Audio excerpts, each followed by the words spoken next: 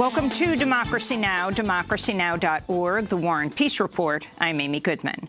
Calls for Commerce Secretary Wilbur Ross to resign are mounting after reports emerged Monday he threatened to fire staff at NOAA, that's the National Oceanic and Atmospheric Administration, for pushing back on President Trump's false statements about Hurricane Dorian and its risk to Alabama. On September 1st, Trump incorrectly tweeted Alabama would, quote, most likely be hit much harder than anticipated. The statement was swiftly refuted by the National Weather Service. Last Friday, NOAA issued a statement disavowing the National Weather Service's denial. The Washington Post reported over the weekend NOAA warned its staff not to publicly contradict President Trump's false statements. The agency reportedly sent a similar message after Trump showed a doctored hurricane prediction map last week with a hand-drawn extension added by black marker to include Alabama. NOAA's acting chief scientist told co-workers Friday he's investigating whether the agency's response to President Trump's Dorian tweets constitute a violation of agency policies and ethics. The Commerce Department's Office of Inspector General has also launched an investigation into the matter, according to the New York Times. Meanwhile, National Weather Service Director Louis Uccellini publicly backed NOAA forecasters at a meeting of the National Weather Association Monday for dispelling the falsehoods about Dorian's threat to Alabama. In related news, President Trump threatened Monday to create obstacles for entry for asylum seekers from hurricane-ravaged Bahamas. But we have to be very careful. Everybody needs totally proper documentation because the Bahamas had some tremendous problems with people going to the Bahamas that weren't supposed to be there. I don't want to allow people that weren't supposed to be in the Bahamas to come into the United States, including some very bad people and some very bad gang members and some very, very bad drug dealers. Trump's comments contradict those of Acting Commissioner of Customs and Border Protection Mark Morgan, who said just hours earlier the agency was already processing entrants without documentation. This is a humanitarian mission, right? Morgan said to reporters. The death toll in the Bahamas has reached at least 50 people, though expected to soar as thousands are still missing. An estimated 5,000 people have fled the Bahamas since the devastating hurricane. On Sunday, over 100 people seeking asylum in the U.S. were turned away after boarding a ferry bound for Florida. The ferry operator has since apologized for kicking the passengers off the boat. We'll have more on this story after headlines. The British Parliament is officially suspended for the next 5 weeks as the battle over Brexit continued to heat up Monday. Members of Parliament rejected for the second time Prime Minister Boris Johnson's bid to call a snap election in October. Lawmakers opposing the move say measures blocking a no-deal Brexit must first be put into place. Also Monday, a bill to prevent a no-deal Brexit in October received royal assent and was passed into law. Under the law, Boris Johnson will be forced to seek a delay until January 31st. Lawmakers are also directed Johnson to hand over government documents relating to the suspension of Parliament and its plans for a no-deal Brexit. As the official suspension of Parliament started in the early hours of this morning, some lawmakers protested by gathering around House of Commons Speaker John Bercow, holding signs that read "silenced" and shouting "shame on you." Speaker John Bercow announced Monday he'll step down either October 31st or at the next election, depending on which comes first. United Nations Human Rights Chief Michelle Bachelet has warned the worsening climate crisis is the greatest threat to human rights around the world, and the window to fight the catastrophic effects of a heating planet is closing. Bachelet spoke Monday at the United Nations in Geneva, Switzerland. WHO expects climate change to cause approximately 250,000 additional deaths per year between 2030 and 2050 from malnutrition, malaria, diarrhea, and heat stress alone. In many nations, chaotic weather patterns and other manifestations of our environmental emergency are already reversing major development gains, exacerbating conflict, displacement, and social tension, hampering economic growth, and shaping increasingly harsh inequalities. The world has never seen a threat to human rights of this scope. Bachelet also sounded the alarm on mounting attacks against environmental and human rights defenders, making particular note of activists in Latin America, as well as Swedish teen Greta Thunberg.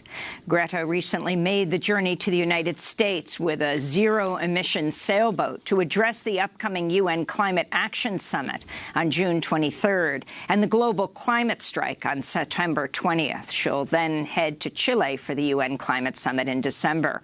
On Friday, Greta Thunberg and students from New York City area took part in the weekly student climate strike in front of UN headquarters. Even though I have taken a sabbatical year from school, I have said that I am going to demonstrate every Friday, no matter where I am, so that's what I'm doing now. Meanwhile, a group of Amazon employees announced Monday they'd be joining the youth-led climate strike to protest Amazon's environmental policies. In more climate news, the French Health Ministry said Sunday they've linked nearly 1,500 deaths to the record-breaking heat waves that gripped the country and much of Europe in July. Paraguay's Justice Ministry has launched an investigation after human remains were found buried beneath a home that once belonged to the former dictator Alfredo Stroessner. He was a staunch U.S. ally who seized power in 1954, ruling Paraguay for 35 years. Human rights groups say his regime murdered or disappeared hundreds of people as part of a campaign of torture and terror against political opponents. Stroessner also provided a haven to several Nazi war criminals, including Dr. Joseph Mengele, known as the Angel of Death at Auschwitz. Bangladesh has imposed a mobile phone blackout on Rohingya refugees, further isolating up to 1 million displaced people living in refugee camps. By order of the Bangladeshi telecommunications minister, only residents with national identity cards will be allowed to possess local cell phone SIM cards. The order also bars the sale of cell phones in Rohingya refugee camps and will fine telecom companies that violate the order. 2 years ago, hundreds of thousands of Rohingya fled to Bangladesh from Burma's Rakhine state after Burmese authorities launched a campaign that the UN has described as a textbook example of ethnic cleansing. North Korea's proposed restarting denuclearization talks with the U.S. later this month. Negotiations between the countries stalled in February after Trump walked away from a failed second summit in Hanoi. But in June, Trump visited the demilitarized zone with North Korean leader Kim Jong-un, where the two heads of state expressed renewed interest in resuming talks. This comes as North Korea launched 2 unidentified projectiles over the Sea of Japan Tuesday morning, the 8th such test since July. The CIA extracted a Russian informant in 2017 who provided top-secret intelligence on Russia for decades. This, according to multiple reports. The intelligence included information on Russian meddling in the 2016 presidential election. The New York Times is reporting the informant helped U.S. intelligence undermine that Russian President Vladimir Putin was directly involved in those efforts in a bid to help Trump win the presidency. CNN reported the decision to extract the informant from Russia was driven by U.S. intelligence concerns that Trump may have leaked classified information that would lead to the revelation of the informant's identity, including during a White House meeting in May 2017 with the Russian Foreign Minister Sergei Lavrov.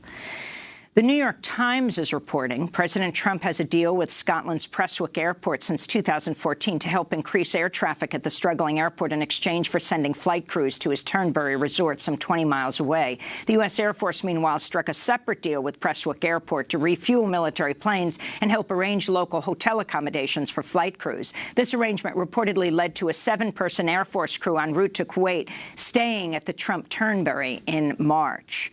A federal court in California has reinstated a nationwide injunction against President Trump's ban on most migrants seeking asylum at the U.S.-Mexico border. Last month, the Ninth Circuit Court of Appeals partially rolled back U.S. District Judge John Tiger's initial ruling on Trump's ban, saying it applied only to California and Arizona. But yesterday, Judge Tiger reissued his original injunction. Melissa Crow of the Southern Poverty Law Center said, quote, "With this decision, regardless of where they cross the border, vulnerable individuals and families should be able to seek asylum. Sadly, while this ruling removes a major hurdle, far too many obstacles remain as this administration's war on asylum seekers appears to know no bounds, they said. In technology news, attorneys general from 48 states, the District of Columbia, and Puerto Rico launched an antitrust investigation into Google Monday. This is Texas Attorney General Ken Paxton speaking in Washington, D.C. Many consumers believe that the Internet is free. Certainly, we know from Google's profits of $117 billion that the Internet is not free. And this is a company that dominates all aspects of advertising on the Internet and searching on the Internet. Big tech has come under increasing scrutiny as companies like Apple, Amazon, Google, and Facebook are accused of stifling market competition through their search, social media, and retail practices. Last week, New York's Attorney General Letitia James announced multiple states were launching antitrust probes into Facebook and looking into whether the company endangered consumer data. The Federal Trade Commission, the Justice Department, and the House Judiciary Committee are all also investigating anti-competitive practices in big tech. The White House announced last week the new U.S. Middle East peace envoy will be 30-year-old White House administrative assistant Avi Berkowitz. Berkowitz, who has no foreign policy experience, has been serving as the assistant to senior advisor Trump's son-in-law, Jared Kushner. He'll be replacing Jason Greenblatt, Trump's former real estate lawyer, after Greenblatt announced he was resigning last week. Former White House spokeswoman Hope Hicks previously described Berkowitz's duties as, quote, daily logistics like getting coffee and coordinating meetings. And voters in North Carolina's 9th District head to the polls today for a special election, the final uncalled election from last year's midterms. Last November's race was never certified after evidence of voter fraud started to emerge and was linked to Republican Mark Harris's campaign. Harris dropped out of the race in February. Democrat Dan McCready now faces off against pro-Trump Republican Dan Bishop. Trump spoke at a North Carolina rally in support of Bishop Monday night. During his speech, Trump railed against sanctuary cities and made false claims about illegal voting in California. And those are some of the headlines. This is Democracy Now!, democracynow.org, The War and Peace Report. I'm Amy Goodman. And I'm Juan Gonzalez. Welcome to viewers and listeners across the country and around the world.